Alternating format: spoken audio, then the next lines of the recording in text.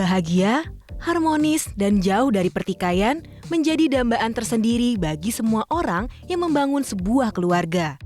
Pondasi terkuat tak hanya perihal keagamaan, melainkan saling memahami posisi satu sama lain, saling mengerti, serta bekerja sama menjaga citra setiap anggota keluarga.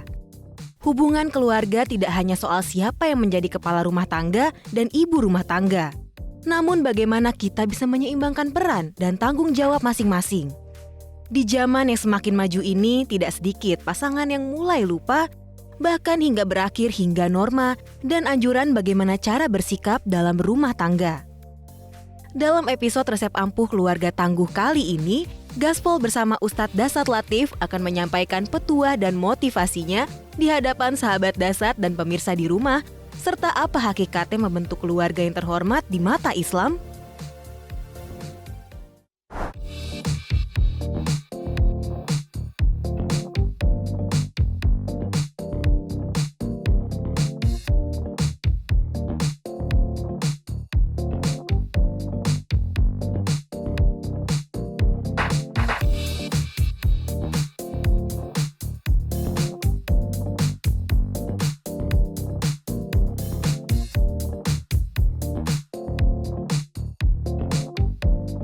Assalamualaikum warahmatullahi wabarakatuh. Sahabat Dasat, kali ini Gaspol spesial. Kenapa? Kita akan ceramah tentang rumah tangga yang tangguh. Dan tempatnya spesial, jamaahnya pun spesial. Gaspol! Gaspol memang!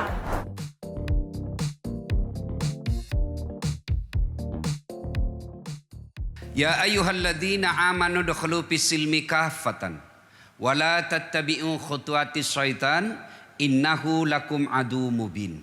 Wahai orang-orang yang beriman, masuklah engkau ke dalam Islam secara sempurna, bukan Islam pencitraan, bukan Islam karena takut sama istrinya komandan.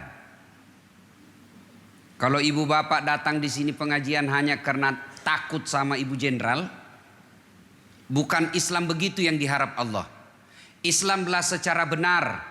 Dan janganlah kamu ikuti langkah-langkah setan, karena sesungguhnya setan itu musuh yang nyata bagi kalian. Yang pertama, ini dulu yang pertama ibu harus tahu.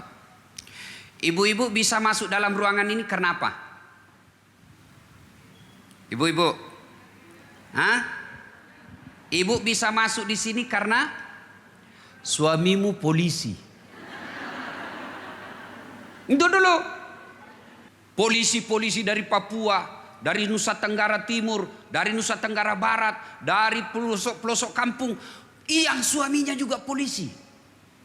Tapi Allah takdirkan ibu-ibu terhormat ini yang ada di sini. Tidak semua bisa masuk di sini, Bu. Benar kan? Maka yang pertama, bersyukur punya suami anggota Kepolisian Republik Indonesia. Itu dulu. Karena tanpa suami kita polisi, kita bukan anggota Bayangkari. Nah, bagaimana cara bersyukur kepada suami kita yang anggota polisi? Satu, jaga harkat dan martabatnya. Itu dulu yang ibu bapak ibu harus lakukan. Jaga harkat dan martabatnya. Kenapa, Ustaz?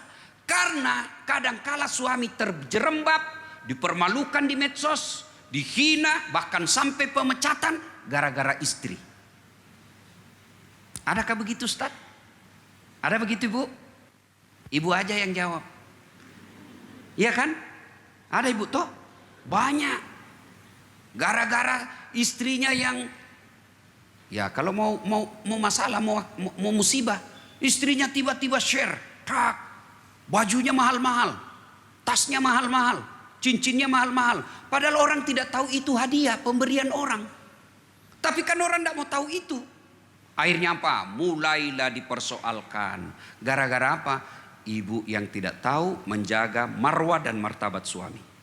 Cara menjaga marwah dan martabat suami, selalu yakin saya ini istri polisi. Kalau istri polisi, ada itu tagline-nya polisi. Mengayomi, apalagi Bu? Melindungi, melayani. Kalau tiga ini sebagai ibu polisi, istri polisi, Bayangkari, Amalkan 3 ini. Allahu Akbar. Ibu bukan cuma mulia di dunia, tapi insya Allah mulia di akhirat. Ini dulu yang pertama. Jadi mensyukuri bahwa kita bisa hadir di sini karena suami kita seorang anggota Kepolisian Republik Indonesia. Yang kedua, caranya kalau mensyukurinya, jaga martabat dan marwah suami. Yang ketiga, cara bersyukur itu muliakan mertua. Gara-gara inilah orang tua punya anak polisi, sehingga saya punya suami, sehingga saya bisa menjadi anggota Bayangkari. Kalau bukan orang tua ini punya anak seorang polisi, mungkin sampai sekarang saya jadi gasturi. Tahu gasturi? Gadis tua Republik Indonesia. Alhamdulillah. Maka bersyukur. Kadangkala, ini bu, kadangkala ada istri yang ngomel sama suaminya. Mamakmu terus. Bapakmu terus. Pilih itu, mamakmu atau saya istrimu. Ibu-ibu, pernah Nabi ditanya, ya Rasulullah, setelah Allah dan Rasulnya siapa saya taati? Siapa jawaban Nabi, Bu? Ya Rasulullah, setelah Allah dan Rasulnya saya taati siapa? Apa jawaban Nabi? Ibumu. Setelah itu siapa ya Rasul? Ibumu. Setelah itu siapa? Ibumu. Setelah itu siapa? Bapakmu. Ibu, bapak. 3 ibu, 1 bapak. Salah paham lagi nih Bu. Ini ibu-ibu sensitif betul. Saya kan bukan bilang 3 istri. Sensitif betul ini Bu. Allahu Akbar. Sudahlah kalau istri polisi. Sudahlah kalau polisi tidak berani dia macam-macam Bu. 3 kali ibu menyebut, Allah Rasul menyebut ibu baru bapak. Kenapa mesti 3 kali? Kenapa tidak 2 kali? Kenapa 4 kali? Oh ternyata setelah dipelajari hadis ini ada 3 kelebihan ibu. Ada 3 penderitaan seorang ibu yang tidak mungkin bisa dipikul seorang suami. Apa itu? 1, mengandung. Ibu-ibu masih ingat waktu mengandung? Berapa bulan ibu? 9 bulan. Selama ibu mengandung pernah enggak tengkurap? Ibu-ibu selama mengandung pernah enggak tengkurap? Itulah hebatnya perempuan. Tahan tidak tengkurap. Laki-laki 1 bulan aja pusing. Yang kedua, penderitaan seorang perempuan tidak bakal pernah dimiliki laki-laki. Apa itu? Melahirkan. Masih ingat waktu melahirkan ibu-ibu? Ada enggak ibu-ibu melahirkan senyum? Mentang-mentang istri jenderal bintang 3 keluar kona. Enggak. Menderita juga. Enggak ada perempuan cantik kalau melahirkan. Hilang cantiknya. Suruh gigit karet. Iya toh? Yang ketiga. Kenapa Nabi menyebut 3 kali? Yang ketiga yang tidak bakal dinikmati dan dipikul laki-laki. Apa itu? Menyusui. Inilah sebabnya kenapa Nabi menyebut 3 kali. Karena 3 penderitaan perempuan ini seperkasa-perkasanya laki-laki, sekuat-kuatnya laki-laki tidak mampu memikul 3 hal ini. Maka ibu, kalau ada orang tua, istri yang selalu mengatakan dan sentimen bahkan cemburu kepada mertuanya, itu salah satu sebab suamimu susah tenang hidupnya. Ibu tahu yang namanya tenang hidup. Banyak uang belum tentu jaminan bahagia. Rumah mewah belum tentu jaminan bahagia. Pangkat tinggi belum tentu jaminan mulia. Tapi kemuliaan itu ketika ada berkah dalam rumah tangga. Apa itu berkah Ustaz? Duitnya tidak banyak, tapi alhamdulillah kalau ada pembangunan masjid pasti ada namanya di situ. Itu yang disebut berkah. Karena semua ini pasti sementara. Semua pasti kita tinggalkan. Nah, kalau bersyukur kepada Allah, ibu pertama bersyukur karena suami kita polisi 1. Jaga kasihan harga dirinya suamimu.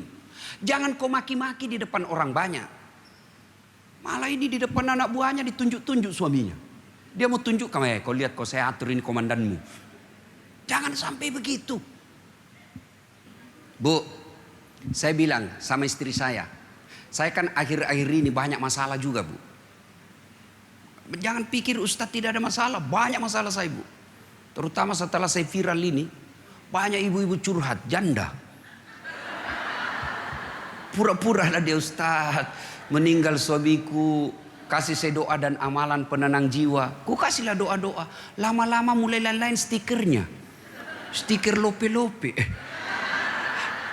Lama-lama dia WhatsApp, Ustadz, maukah Ustadz menjadi imam dalam hidupku? Saya bilang, mohon maaf ibu, saya bukan imam, saya penceramah. Itu istri saya, awal-awal dia selalu mau periksa handphone. Saya bilang, kalau kau mau periksa handphoneku sayang, apa yang kau dapat? Ibu-ibu, kalau periksa handphonenya suami, apa yang didapat? Apa yang didapat? Tiba-tiba ibu dapat WhatsAppnya yang teman SMA-nya dulu. Ibu mulai stres, depresi, kacau, tidak bisa tenang pikiran. Nah, sudah, ibu minta cerai. Ceraikan saya. Oh, gembira itu yang nggak kirim WhatsApp. Kalah 2-0 ibu. Diambil suaminya, hancur perasaannya. Coba kalau ibu nggak usah urusin. Nggak ada urusin dia. Dosanya suami ibu tidak tanggung. Beda laki-laki. Kalau laki-laki dosanya istri kita tanggung. Maka kalau ibu bersyukur sebagai anggota Bayangkari, muliakan suami. Cara memuliakannya, jaga harga dirinya. Jangan dipermalukan di depan umum. Yang kedua, muliakan mertua. Karena tanpa mertua, apalagi sampai ibu ucapkan pilih kamu, mamamu, tidak mungkin suami pilih. Satu ibu, satu istri.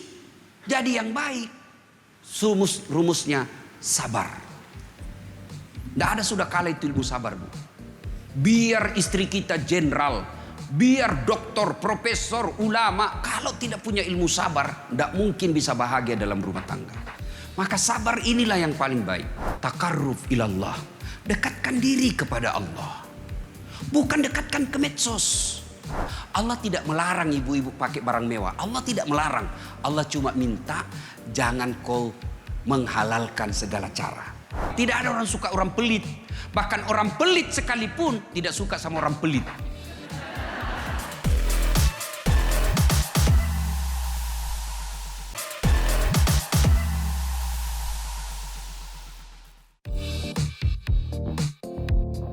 Bersyukur mungkin terdengar mudah untuk diucapkan, namun bisa menjadi sulit untuk diterapkan jika saja kita sebagai umat manusia tidak memahami dengan benar seperti apa sesungguhnya nikmat dan rezeki yang telah diberikan Yang Maha Kuasa.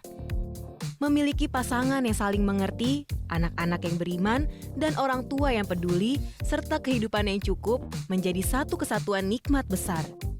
Pembahasan kali ini Ustadz Dasar Latif akan menyampaikan resep ampuh yang bisa kita terapkan dalam membentuk keluarga yang tangguh. Ya, di belakang saya ibu-ibu nih yang cantik-cantik, muda-muda, alhamdulillah. Biasanya orang pikir kalau istri polisi nyaman hidup. Percayalah tidak ada rumah tangga yang tidak ada masalahnya. Nah, bagaimana menghadapi masalah? Kita lanjutkan setelah pesan berikut ini. Gaspol!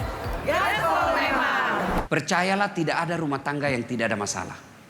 Jangankan kita ini anggota Bayangkari. Nabi, kurang apa itu Nabi? Nabi itu Bu, tidak mungkin pernah kasar mulutnya. Tidak pernah jahat sama orang. Tutur katanya baik, ibadahnya lengkap. Tapi apakah tidak ada masalah dalam rumah tangga beliau? Aisyah tuh pernah difitnah selingkuh. Itu Nabi. Aisyah sering cemburu kepada Nabi. Tidur Nabi bersama Aisyah, tapi yang disebutnya Khadijah. Saya seolah-olah mendengar telapak kakinya Khadijah, padahal Khadijah sudah wafat. Nabi tidur bersama Aisyah. Komplain, ya Rasulullah, apa sih kelebihannya Khadijah daripada saya? Khadijah kau nikahi sudah 2 kali janda, lebih tua 15 tahun dari kamu ya Rasul. Saya kau nikahi saya dalam keadaan gadis, lebih muda. Apa sih kelebihannya? Kok Khadijah terus? Nah, kembali persoalan. Semua orang punya masalah dalam rumah tangga. Semua. Nah, sudah dapat misalnya Kapolres, selesai masalahnya. Enggak, mau lagi jadi kombes. Iya toh. Sudah kombes selesai masalahnya. Mau jadi bintang. Sudah jadi bintang, mau bintang 2, bintang 3. Sudah bintang 3 selesai masalahnya, pensiun. Semua orang punya masalah. Maka ketika ada masalah, pertama, takarruf ilallah. Dekatkan diri kepada Allah. Bukan dekatkan ke medsos. Maka ibu-ibu, ketika ada masalah, Apakah itu pekerjaan suami, apakah itu kehidupan rumah tangga kita, maka yang pertama ibu lakukan takarrub ilallah, dekatkan diri kepada Allah. Bagaimana cara dekatkan diri kepada Allah? Ibu, maka langsung sholat. Sholat apa Ustaz? Yang 5 waktu itu sudah pasti. Tidak mungkin ibu bisa kalau tidak sholat 5 waktu. Maka namanya sholat hajat. Sholat apa ibu? Sholat apa? Sholat hajat. Sedekat-dekat aku dengan hambaku, kata Allah, ketika dia sujud terakhir. Maka mintalah di situ, curhat. Doa tidak ada kewajiban bahasa Arab.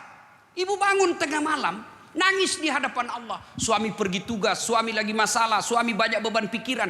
Dukungan ibu, bantuan ibu bukan selalu dicari. Di mana kau? Di mana kau? Cepat pulang. Awas, nggak mau pulang. Bukan itu solusinya. Solusinya ibu bangun sholat hajat. Alhamdulillah ibu-ibu ini, sedulur-sedulur ibu yang saya muliakan, rajin semua berdoa. Tapi berdoanya di medsos. Mau pergi suaminya, ya Allah lindungilah suamiku. Ya Allah rahmati suamiku. Sibuknya itu Tuhan mau baca statusmu. Jangan ketawa, saya serius ini. Kan kita sedikit-sedikit update status, OTW berjamaah. Coba ibu lihat ibu-ibu kalau pergi umroh. Saatnya umroh 2 kali. Ya kan? Tawaf, hai guys, kita lagi tawaf nih guys. Terakhir sholat 2 rakaat, dia foto juga dirinya dalam keadaan sujud. Alhamdulillah sholat tobat sudah selesai. Ibu beleng-beleng. Nah, Bu, serius lagi ya. Jadi begitu ada masalah, ibu berdoa. Apapun keluhan ibu. Dan Allah janji, ud'uni astajib lakum. Minta kau kepadaku, pasti saya kabulkan. Itu janji Allah. Caranya, minta. Minta dalam sholat khusus. Bu, saya tanya. Kalau ibu demam saja, ke dokter? Enggak. Kalau hanya flu-flu biasa, ke dokter? Enggak. Paling suruh sopir, kau singgah belikan saya itu obat flu. Tapi ketika rawat penyakit kita darurat, penyakit kita berat, penyakit kita sangat kronis, tidak bisa beli obat sendiri. Kita datang ke dokter. Dokternya pun dokter spesialis. Maknanya apa? Kalau rumah tangga kita dalam kehidupan sehari-hari tidak ada gangguan, bagus-bagus aja, cukuplah berdoa dalam 5 waktu. Kalau tidak ada masalah, berarti tidak darurat kita punya kesehatan itu. Tapi kalau rumah tangga kita sudah mulai banyak gangguan, ini darurat.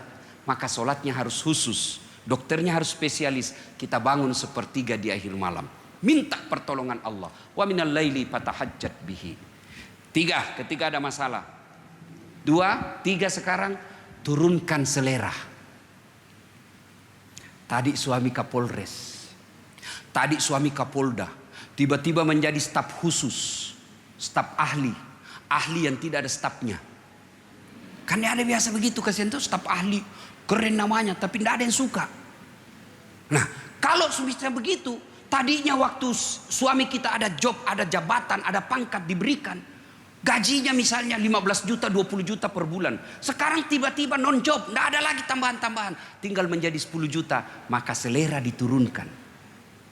Allah tidak melarang ibu-ibu pakai barang mewah. Allah tidak melarang.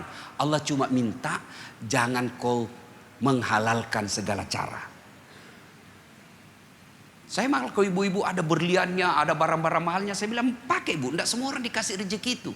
Pakai. Allah cuma tidak mau menghalalkan segala cara perolehnya. Kenapa? Karena jadi beban pertanggungjawaban nanti di akhirat. Coba lihat kalau ada orang kaya, pengusaha istrinya, banyak duitnya, tapi berpakaiannya ala kadarnya. Itu jadi teladan kan? Ibu-ibu saya tanya, senang istri komandan yang pelit atau dermawan? Dermawan. Senang tetangga yang pelit atau dermawan? Senang yang mantu pelit atau dermawan? Dermawan. Tidak ada orang suka orang pelit. Bahkan orang pelit sekalipun tidak suka sama orang pelit. Coba tanya itu orang pelit. Tidak usah kau ke rumahnya, pelit betul. Padahal dia juga pelit. Itulah jeleknya pelit. Maka ibu tolak bala. Supaya suami kita terhindar dari wanita jahat. Supaya karirnya tidak terjun bebas. Maka tolak bala. Gimana cara tolak bala? Sedekah. Sedekah tidak mesti banyak. Saya Ustadz, alhamdulillah tiap Jumat saya sedekah. Apa ibu sedekah? Nasi kuning saya bawa kalau jam 11 ke masjid, meskipun 5 bungkus. Yang 5 bungkus itu bikin tenang ibu. Lalu berdoa, ya Allah tambahkan rezekiku. Mudah-mudahan minggu depan 7 bungkus. Ini ibu-ibu nih yang banyak semua emas-emasnya. Nah, kalau ibu meninggal siapa yang pakai itu emas? Hah? Anak? Bukan, istri kedua. Pasti kawin lagi suami. Oh dia sudah mati. Terancam ibu-ibu. Sedekah ibu. Oh jangan anggap remeh, itu namanya sedekah. Asli tolak bala. Bu, ada orang bangkrut. Ibu pernah dengar, Ustadz itu di kompleks Polri, itu dulu yang rumahnya sudut, kaya sekali dulu itu. Bangkrut gara-gara rajin sedekah. Tidak ada. Bangkrut gara-gara narkoba iya. Bangkrut karena judi iya. Bangkrut karena selingkuh iya. Tapi tidak ada orang bangkrut. Maka ibu yang Allah kasih rezeki, telepon besok. Dek, ada itu tanah ibu di kampung. Sudahlah, saya mau bikin masjid. Namaku namaku. Nanti kalau ibu meninggal, suami aja yang selalu nyumbang, itu pun dirahasiakan. Karena ibu marah kalau nyumbang. Apa nyumbang sok kaya kau. Ini bisa berlian ini. Ini yang begini nih. Maka kalau ada kejadian, Bu, ada itu kesian, ada masku ini 500 gram. Kau jualkan saya, bikinkan saya masjid. Kasih nama saya di situ. Karena kalau ibu tidak nabung sendiri, tiba-tiba suami non-job, tiba-tiba suami sakit, tiba-tiba suami meninggal. Ibu tidak punya tabungan masa akhirat. Habis. Maka bersedekah. Tolak bala. Rumah tangga kita dengan sedekah. Sedekah memperpanjang umur. Tolak bala, menyambungkan tali persaudaraan. Itu orang sedekah. Nah, orang yang sedekah itu umurnya panjang. Maksudnya apa Ustaz? Bukan 100 tahun, bukan 200 tahun. Apa maksudnya? Meskipun dia sudah wafat, orang masih mengingatnya. Lewat kita besok-besok di pemakaman.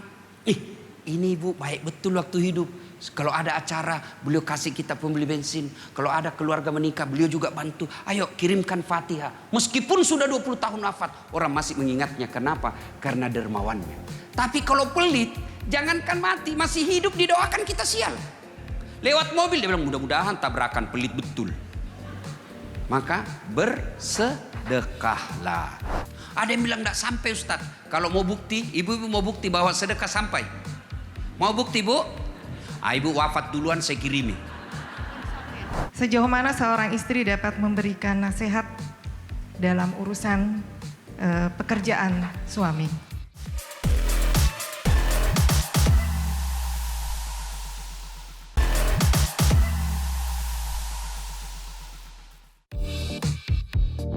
Sahabat Dasat, menjadi keluarga tangguh tak hanya membutuhkan harta yang melimpah, melainkan berpegang teguh pada prinsip kebersamaan, hidup sederhana, menutupi kekurangan, dan menjadikan keluarga sebagai motivasi terkuatlah yang bisa membentuk rumah tangga sesungguhnya.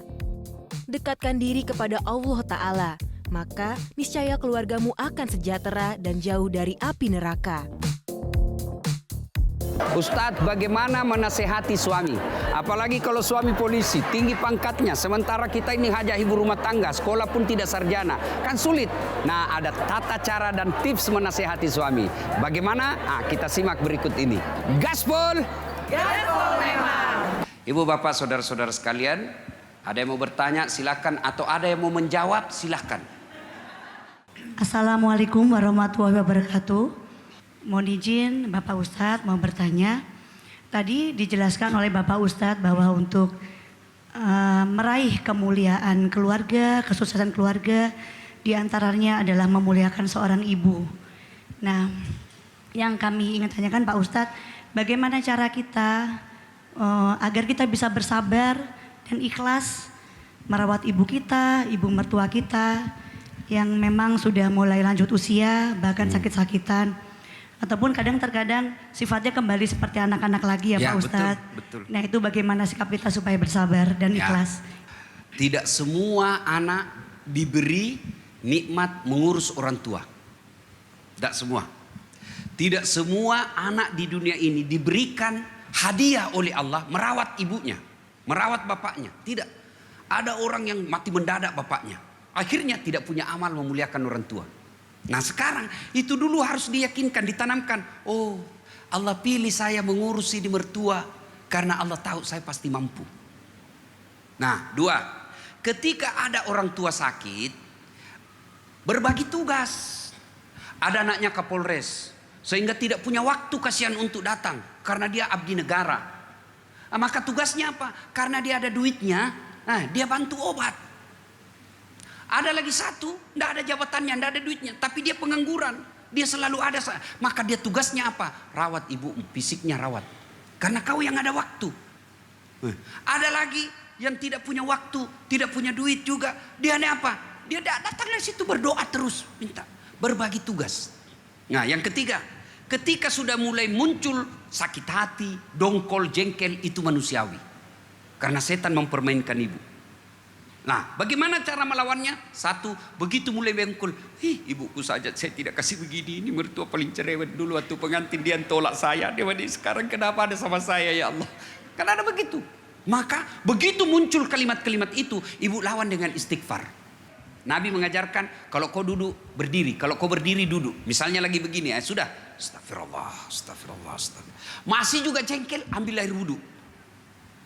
Masih juga jengkel, sholat 2 rakaat. Tapi biasanya begitu ibu sudah berdiri dan mengucapkan astagfirullahaladzim, hilang. Tembak terus, istighfar. Berikutnya yang keempat, ibu minta pertolongan dari Allah. Karena tanpa Allah beri hidayah tidak mungkin.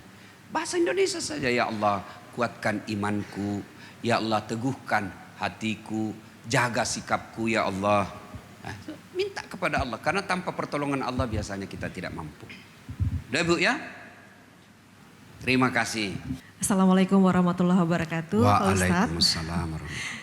Seperti yang tadi telah Pak Ustadz sampaikan bahwa salah satu cara untuk meraih keberkahan dalam rumah tangga itu adalah dengan berbakti kepada mertua dan juga orang tua. Lantas bagaimana jika mertua atau orang tua kita telah meninggal dunia? Selain doa dari anak soleh, apa saja hal yang bisa kita lakukan untuk meraih keberkahan itu agar kita bisa selalu berbakti kepada mereka yang telah meninggal dunia? Terima kasih Ustadz. Assalamualaikum warahmatullahi wabarakatuh. Waalaikumsalam warahmatullahi. Ibu, pertanyaan ibu pernah juga ada sahabat Nabi yang bertanya begitu. Ya Rasulullah, orang tua saya sudah wafat. Bagaimana cara berbuat baiknya? Nah, 1 kata Nabi, doakan. Mendoakan ibu bapak yang sudah wafat tidak panjang doanya. Bahasa Indonesia saja. Ya Allah, ampuni dosa orang tuaku. 1. 2, terima amalnya. Yang ketiga, lipat gandakan. Yang tadinya amal dibawa misalnya diangkakan 10, kita minta ya Allah gandakan dia sampai tak terbatas. Yang keempat, dengan doanya lagi, dan jadikan kuburnya menjadi taman-taman surga. Kalau ibu hafal yang doa dalam Quran, Allahumma gfirli wali walidayya warhamhuma kama rabbayani shaghira. 1, cara berbuat baiknya kepada orang tua sudah meninggal, doakan. Yang kedua, bersedekah atas nama orang tua. Ustadz, saya mau orang tuaku kuburnya terang, bayarkan listriknya masjid tiap bulan. Ustadz, saya mau orang tuaku spring bed dia pakai, kirim spring bed ke panti asuhan, insya Allah sudah sampai itu. Ada yang bilang tidak sampai Ustadz. Kalau mau bukti, ibu-ibu mau bukti bahwa sedekah sampai. Mau bukti Bu? Ibu wafat duluan saya kirimi. Ketiga, cara berbuat baik kepada orang tua sudah meninggal, mengunjungi karib kerabatnya.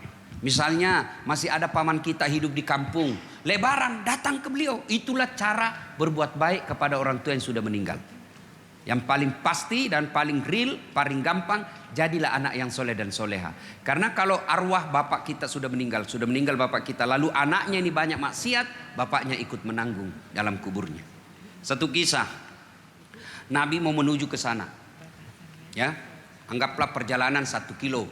Begitu Nabi lewat sini, pemakaman, kuburan, Nabi langsung cepat jalan, balik, lewat lagi di sini. Ketika sampai di sini, sahabat percepat langkahnya karena tadi suruh cepat. Nabi bilang, "Enggak usah, santai saja." "Kenapa ya Rasul?" "Tadi waktu pergi saya suruh kau buru-buru." "Kenapa?" "Disiksa ini orang dalam kubur. Saya tidak betah lihat dengar dia disiksa, mau jauh-jauh supaya saya tidak dengar. Pulang tidak lagi." "Kenapa ya Rasul?" Tidak disiksa lagi waktu pulang." "Kenapa?" "Allah perintahkan malaikat penjaga kubur, jangan kau siksa orang tuanya." "Kenapa?" "Anaknya Tidak mungkin saya siksa orang tuanya. Anaknya sekarang di dunia lagi belajar mengaji, membaca basmalah. Bismillahirrahmanirrahim. Baru kalimat basmalah dibaca anaknya, Allah sudah bebaskan dari azab kubur. Jadi kalau mau menyayangi orang tua sudah wafat, ngaji atas nama orang tua. Al-Fatihah paling minimal. Siapa? Bagaimana caranya Ustaz? Misalnya bapaknya namanya Abdul Latif. Ila hadratil Nabi Mustafa Muhammad sallallahu alaihi wasallam summa hususil ruhil Abdul Latif bin Siappo.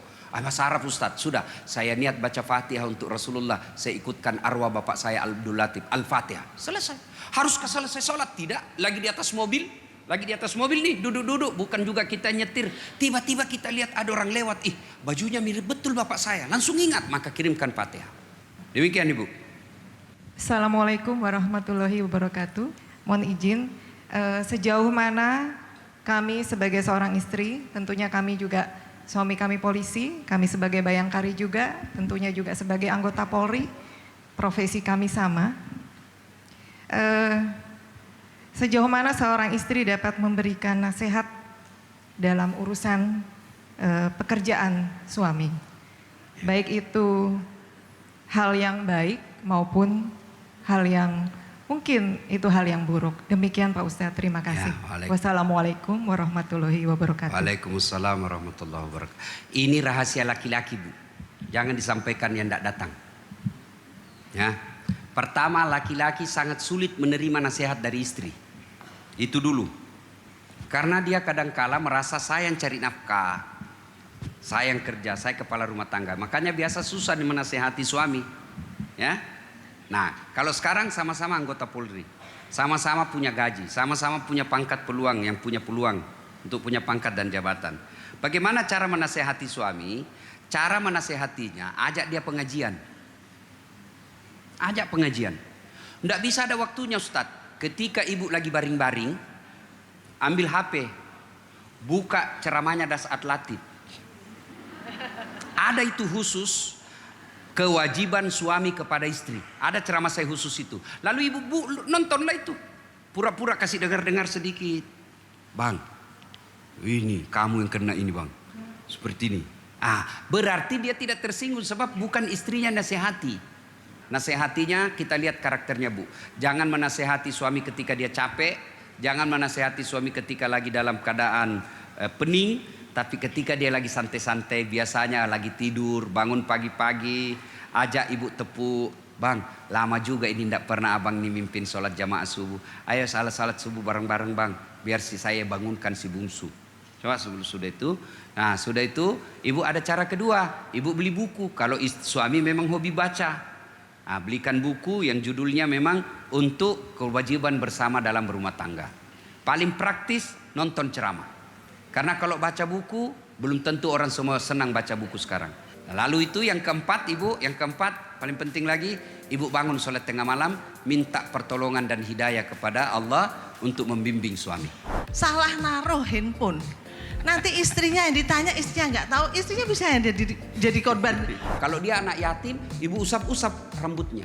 Lalu minta doakan saya nak supaya bulan depan saya datang lagi bawakan kamu pembeli beras supaya rumah tangga bahagia. Begitu dia bilang amin, itu doa yang luar biasa.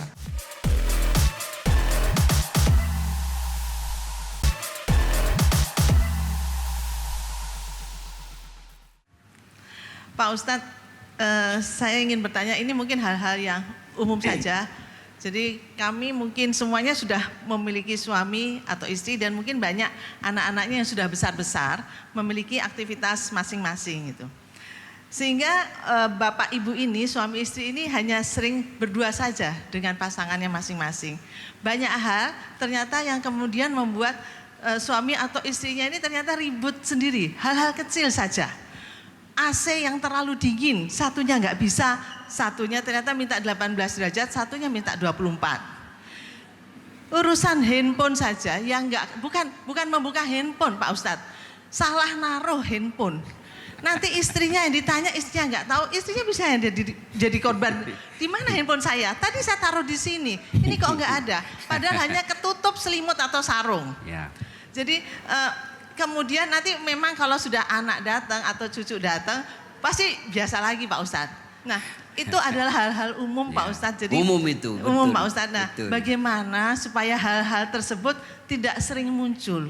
Bukankah kami semua, kita semuanya berharap bahwa kita semua akan berkumpul dengan keluarga kita, suami istri kita nanti di surga. Amin. Gitu ya. Amin. Jadi mungkin ada tips-tips, trik-trik Pak Ustadz supaya kami semua bisa menjaga hati gitu. Terima kasih. Assalamualaikum Terima kasih. warahmatullahi wabarakatuh. Waalaikumsalam warahmatullahi wabarakatuh. Terima kasih Bu. Jadi hal itu juga pernah dialami oleh Rasulullah, dikeluhkan. Tapi Rasulullah ketika istri mengeluh, Rasulullah tidak pernah marah. Rasulullah hanya menjawabnya dengan, kalau ada sahabat, saya kasih contoh Ibu. Datanglah istri tua Rasulullah ke rumah Rasulullah. Rasulullah lagi di ruang tamu. Dan yang membuka pintu Aisyah, istri muda. Nah, dia buka pintu, tiba-tiba Aisyah dapat ini, kata ini istri yang tua Rasulullah, tolong berikan hadiah pada Rasulullah. Lalu Aisyah mengambil kue itu, bukan dikasih ke Rasulullah, tapi ditumpahkan di depan Nabi dan di depan para sahabat. Kira-kira kalau istri Kapolda datang dan di depan para PJU, istri begitu, pasti suami sangat tersinggung kan? Apakah Nabi tersinggung? Tidak. Nabi hanya berkata, kau lihat itu ibumu, dia lagi cemburu. Jadi menyikapinya, jangan panik, tenang aja. Rasulullah pun tenang. Coba lihat lagi Rasulullah. Itu kebiasaan Rasulullah, kalau pulang minum teh. Nah kalau beliau minum teh, satu teguk kasih istri beliau. Dan hebatnya lagi, itu Rasulullah begitu romantisnya, bekas bibirnya istrinya yang dia minum. Jadi kalau misalnya Aisyah minum di sini, Rasulullah pun teguk di sini. Rasul minum, ya Rasulullah, kenapa belum kasih saya? Teguk kedua kalinya belum juga dikasih. Akhirnya Rasulullah berikan istrinya. Nih, ternyata apa? Setelah Aisyah minum, dia muntahkan. Ternyata apa? Aisyah salah resep. Garam dikira gula. Kenapa Nabi tidak memberinya? Karena Nabi tidak mau Aisyah malu karena salah resep. Itulah Rasulullah. Dan semua kita mau begitu kan? Kita semua mau punya suami seperti Rasul kan? Kalau betul mau, pertanyaan buat bawa pulang. Sudahkah ibu menjadi istri seperti istrinya Rasul? Sekarang Bu Niken tadi nanya, bagaimana caranya? Apa amalannya? Satu, cara ulama ini mengajarkan Ibu Haji. Gimana cara kalau lagi marah? Pertama, kalau marah emosi jangan nampak di wajah. Itu dulu, jangan nampak di wajah. Terpaksa harus nampak di wajah, maka kata Nabi, jangan keluar lisanmu. Terpaksa harus keluar lisan, maka kata Nabi, jangan lagi kau gerakkan tanganmu. Terpaksa gerak tangan, maka Nabi anjurkan jangan sampai kau melukai fisik. Maka begitu ibu mulai kesel sama suami, supaya bahagia, bayangkan waktu ibu baru pengantin baru, menikmati masa mudanya yang sabar. Karena ada ibu suaminya sabar sekali waktu dia kerja, setelah pensiun mulai sakit-sakitan dan banyak cobaannya. Nah, disitulah kita ingat masa baiknya, jangan ingatnya yang sekarang saja. Wallahu a'lam bishawab. Terima kasih. Saya bukan dengar, maksudnya katanya di Al-Quran untuk sedekah itu lebih baik setelah sholat subuh. Kita kumpulkan lalu disalurkan gitu Pak Ustadz. Kemudian kalau saya pikir kalau untuk sedekah itu mungkin bisa kapan saja ya Pak Ustadz. Ya, tapi betul. banyak yang berpendapat seperti itu. Jadi ada yang dikumpulkan lalu nanti katanya dibagikannya setelah sholat subuh atau setelah subuh kita bersedekah. Baiknya bagaimana Pak Ustadz? Ya, terima kasih Bu. Saya akan coba cari itu apa betul ada anjuran bahwa selesai sholat subuh, ya. Saya belum dapat. Mungkin kenapa dikatakan selesai sholat subuh karena di situ orang mulai bekerja. Nah, yang sedekah yang baik itu Ibu, satu, tidak mempermalukan penerima. Tuh dulu, sedekah yang baik itu tidak mempermalukan penerima. Mana maksudnya? Karena ada orang hanya mau sedekah 50.000 satu orang dikasih ngantri. Panas, disut mukanya, itu kan mempermalukan orang.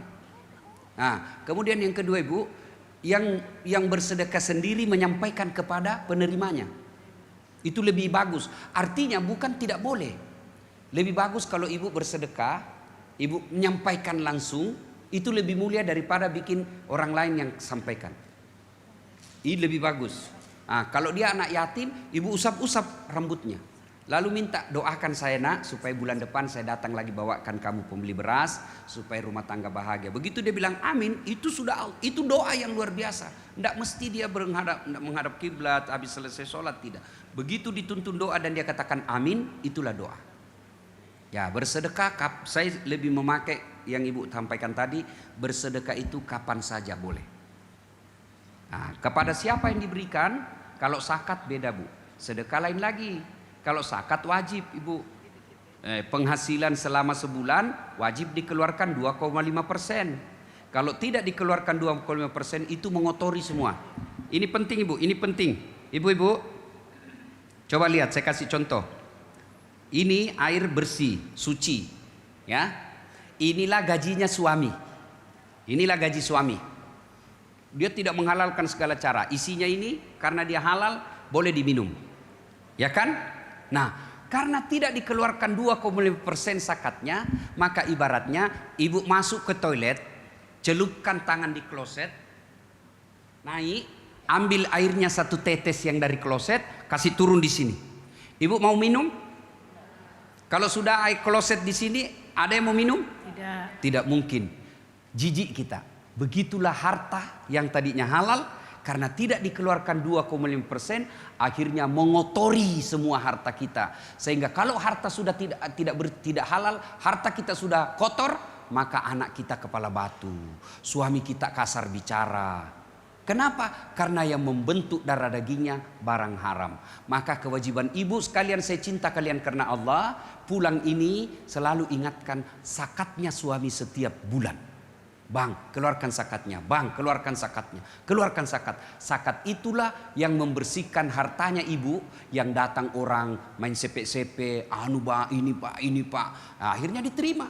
Dan untuk membersihkan uang-uang seperti itu adalah dengan zakat. Wallahu a'lam bishawab. Terima kasih, Bu. Metro TV